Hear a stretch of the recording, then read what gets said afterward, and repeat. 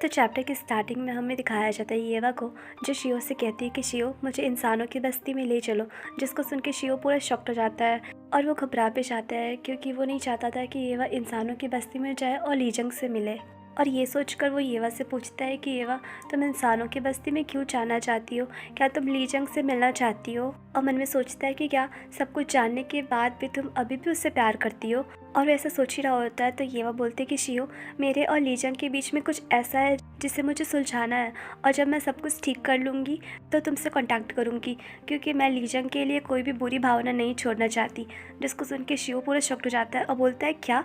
तो येवा बोलती है, जब आप लोग मीटिंग में बात कर रहे थे तो एक रिपोर्ट में कहा गया था कि लीजंग मनुष्य को युद्ध शुरू करने और उसे भड़काने की कोशिश कर रहा है, और अगर युद्ध होता है तो इससे फॉक्स ट्राइब और मनुष्य को बहुत भारी नुकसान उठाना पड़ेगा। जिसके बाद इस मामले को सुलझाने के बारे में मैंने सोचा कि क्या कोई ऐसा तरीका है जिससे ये मैटर हमेशा हमेशा के लिए ख़त्म हो जाए। तभी मुझे एक आइडिया आया, जिसके बाद मैं सोची कि अगर सब कुछ प्लान के अनुसार होता है तो फिर मनुष्य के साथ कोई युद्ध नहीं होगा और ना ही मुझे चिंता करने की ज़रूरत होगी। उसके बाद येवा निराश होकर बोलती है कि लीजंग मुझे ढूंढने के लिए सेना इकट्ठा कर रहा है।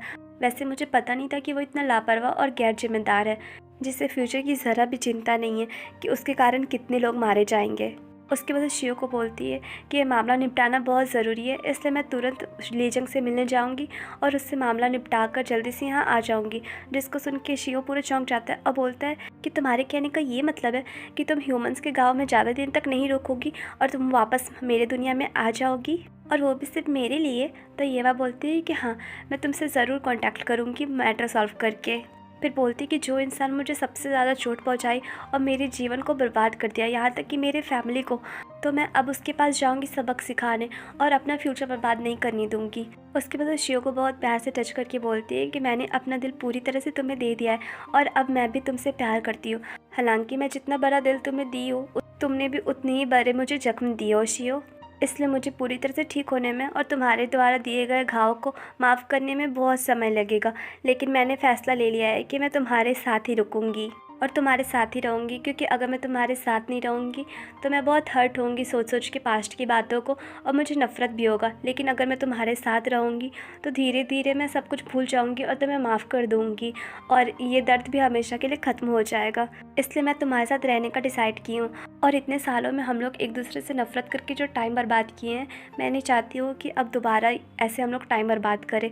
जिसे सुनकर शियो को बहुत अच्छा लगता है और वह येवा को हक करके बोलता है कि येवा, सच में तुम बहुत ही प्यारी हो। जिससे येवा ब्लश करने लगती है, लेकिन बोलती है कि मैंने अभी तक तुम्हें माफ़ नहीं किया है। तो शियो हंसता बोलता है कि कोई बात नहीं येवा, तुम मेरे साथ रह रही हो ना, यही मेरे लिए काफ़ी है, क्योंकि मैं तुमसे बहुत प्यार करता हूँ और तुम्हारा बहुत केयर भी करूँगा और अपना सारा गलती सुधार लूँगा, जिससे तुम हमेशा हमेशा के लिए मुझे माफ़ कर दो। जिसको सुन के येवा को बहुत अच्छा लगता है। उसके बाद शियो उससे बहुत प्यार से किस करता है, जिससे येवा को और भी अच्छा लगता है। उसके बाद सीन शिफ्ट होता है और हमें दिखाया जाता है एक ऐसे प्लेस को जो कि वाइट फॉक्स और ब्लैक फॉक्स का बॉर्डर होता है, जहाँ पे वाइट फॉक्स वाले सैनिक आते हैं और ब्लैक फॉक्स वाले भी, और दोनों को एक घर के आगे खड़े रहते हैं और घर के अंदर मीटिंग चल रहा होता है वाइट फॉक्स और ब्लैक फॉक्स के बीच में, जहाँ सोरा रिपोर्ट देखकर बोलती है कि हमने वाइट फॉक्स ट्राइब द्वारा किए गए दावों और नुकसानों की जांच की है, इसलिए हम लोग सारे नुकसान की भरपाई के लिए जितना रिसोर्सेज की ज़रूरत होगी सारा चुका देंगे, और युद्ध की जिम्मेवारी भी ऑफिशियल तौर पे हम लोग अपने ऊपर ले लेते हैं। वैसे इसके अलावा तुम और क्या जानना चाहते हो? तो शियो बोलता है कि मेरी जितनी भी मांगें थी तुम एक ही बार में पूरा कर दियो, तो इसके पीछे तुम्हारा क्या उद्देश्य है? मुझे तुम्हारे उद्देश्य पे संदेह हो रहा है और मैं जानना चाहता हूँ कि तुम्हारा नेक्स्ट प्लान क्या है।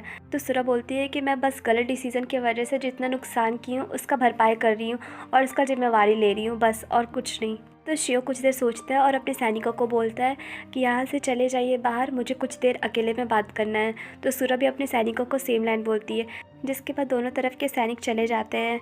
उसके बाद शियो पूछता है कि अब बताओ, कुछ तो ऐसा होगा ना जो तुम मुझसे चाहती हो?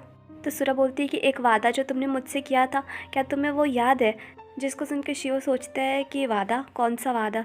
फिर वो पास्ट का मोमेंट याद करता है जिसमें सोहा बोलता है कि भाई, वो मेरी हमेशा मदद करती थी, इसलिए मुझे उसका मदद लेने में बुरा लगता था, इसलिए मैंने फ़ैसला किया कि एक वादा मैं उसका निभाऊंगा जो भी वो बोलेगी।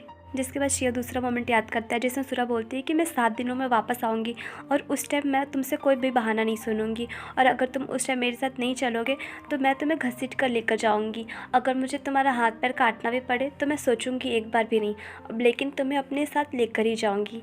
इसलिए बेटर होगा कि तुम यहाँ का मैटर सॉल्व कर लो ताकि तुम मेरे साथ चलो। जिसको याद करके शियो पूरा नर्वस हो जाता है और उसे कहीं ना कहीं गुस्सा भी आने लगता है। तो सुरा उसे इस तरह से गुस्से और नर्वस में देखकर बोलती कि मुझे नहीं पता कि तुम इस टाइम क्या फील कर रहे हो, लेकिन मैं सच बताऊँ तो मैं अभी भी तुम्हें अपने साथ लेकर जाना चाहती हूँ। फिर सुरा पास्ट को मोमेंट याद करती है जब वो 7 दिनों के बाद शियो को लेने के लिए जंगल आई होती है और उसे वहाँ ना पाकर सोचती है कि तो अच्छा यही है तुम्हारा जवाब, तुम नहीं आना चाहते मेरे साथ। और मैंने तुम्हें लास्ट टाइम कितने अच्छे से समझाया था और बोला था, लेकिन तुम्हें मेरी बात का कोई फ़र्क नहीं पड़ा। क्या तुमने सिर्फ एक इंसान की वजह से मुझसे किया गया वादा तोड़ने का फ़ैसला ले लिया? फिर उससे बहुत गुस्सा आता है और सोचती है कि तुम्हें क्या लगता है मैं इतनी आसानी से हार मान लूँगी?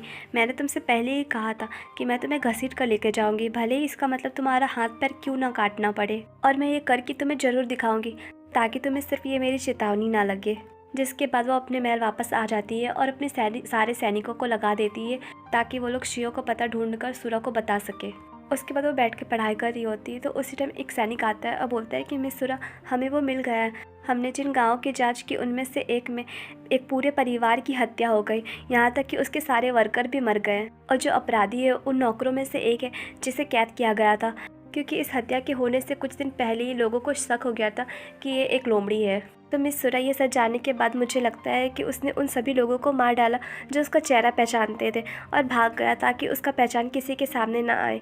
जिसको सुन के सुरा शॉक्ड हो जाती है और पूछती है कि क्या वहाँ पे कोई भी जीवित नहीं बचा। तो सैनिक बोलता है कि केवल परिवार की एक ही बेटी बची है, लेकिन कहा जाता है कि वो अभी भी सदमे की स्थिति में है और उसे कुछ भी याद नहीं है, उसका याददाश्त खो गया है। फिर बोलता कि मिस सुरा, क्या हमें और पता लगाना चाहिए? तो सुरा पूछती है कि जो लड़की बच गई है वो कितनी साल की है, क्या वो तुम्हारी उम्र की है? तो सैनिक बोलता है कि नहीं नहीं, वो सिर्फ अभी 10 साल की एक छोटी बच्ची है। जिसको सुन के सुरा पास्ट को मोमेंट याद करती है जिसमें सोहा बोल रहा होता है कि वो मेरा शिकार नहीं है बल्कि वो मेरी दोस्त है और मैं अपने दोस्त को कैसे चोट पहुंचा सकता हूं।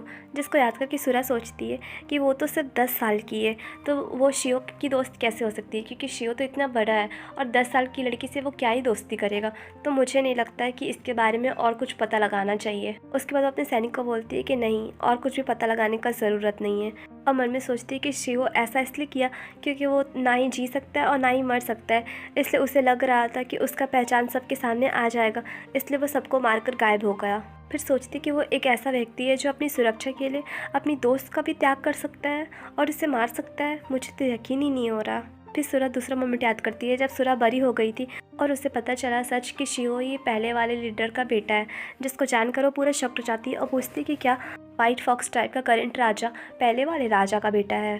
तो सैनिक बोलता है कि हाँ मिस, उसने अपनी पहचान छिपाई और चुपचाप से अपनी शक्ति बढ़ाई इतने सालों में, और ये खबर जब हमारे क्षेत्र में रहने वाले व्हाइट फॉक्स लोगों को पता चला तो वो लोग बहुत दुखी हो गए, लेकिन कुछ लोग खुश भी थे, इसलिए वो लोग व्हाइट फॉक्स में शामिल होने के लिए चले गए। फिर बोलता है कि मुझे लगता है कि इससे पहले कि ये समस्याएं और पैदा करें हमें जल्दी से जल्दी इसे रोकना होगा, नहीं तो सारे लोग वहाँ भाग जाएंगे। जिसको सुन के सुरा हंसती है और सोचती है कि तुम्हारे भागने का सिर्फ यही कारण नहीं था कि तुम्हारा पहचान सबके सामने आ जाएगा और तुम पकड़े जाओगे, बल्कि तुम्हारे भागने का कुछ और ही कारण था, और तुम अच्छे से जानते थे कि मैं तुम्हारे दुश्मन की बेटी हूँ और शुरू से ही तुम सब कुछ जानते हुए भी मेरी पीठ पे छुरा भोंकने की तैयारी कर रहे थे। उसके बाद उसे गाली देकर बोलती है कि तुम भी अपने फादर की तरह ही हो, मतलबी और विश्वासघात करने वाले। फिर सोचती कि तुम मेरे दुश्मन हो तो मैं तुमसे पूरे दिल से सामना करूँगी।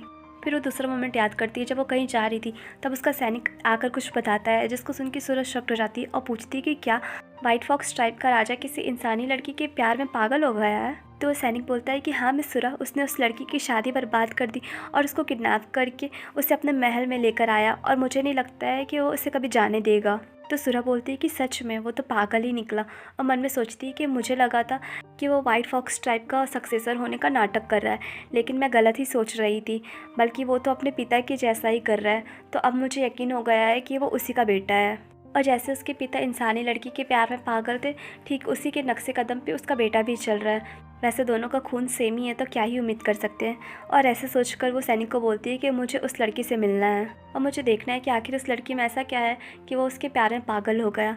उसके बाद सूरज दूसरा मोमेंट याद करती है जिसमें वो येवा के पेट में वो मोती देखकर बोलती है कि अच्छा अब मुझे समझ में आया, इस मोती की वजह से वो तुम्हारे प्यार में पागल हो गया है। एक मिनट, वो तुम्हारे प्यार में पागल नहीं है बल्कि वो इस मोती के कारण तुम्हारे पीछे पड़ा है।